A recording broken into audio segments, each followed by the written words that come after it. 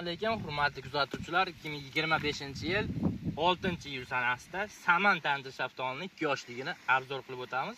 Xudo xolasa, Farg'onaning eng qir adirlariga ekilgan noyabr oyida ekilgan ko'chatimiz xudo xolasa iyun oyida pishib yetildi.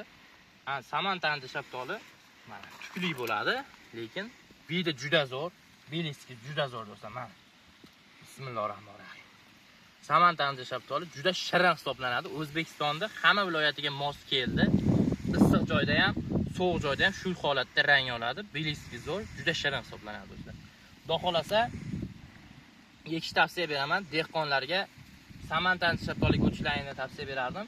Chunki narxlari hozir kunda chet elda eksportga Moskva bozorlarida olishyapti. 50 ming 60 ming dehqonlardan o'zib olishyapti shu holatda tandir shaftolini. O'zimiz ichki bozorga o'tilishiga hali bor. Lekin qattiqlik foizi hozir 60-65 olinyapti furaga.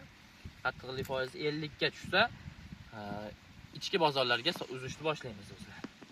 Ichki bozorda ham 30 ming 35 ming sotiladi bu aniq. Chunki o'tgan yili ham 40 ming 45 ming Food Cityda sotilgan bu tandir shaftolimiz. Issiq hududlarga tavsiya beraman. Ertaroq pishsa ertaroq qimmat sotib oladi. Qashqadaryo, Surxondaryo viloyatlarini yerlariga zo'r tushadi do'stlar Saman shaftoli. Mevani zo'r kuyib oladi, shunga yarasha kalibrni yetkazib beradi bu shaftoli.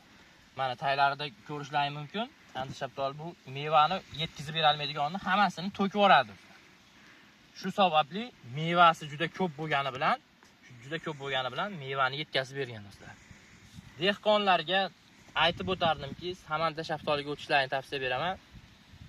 Kalibr zo'r, rang bilis zo'r,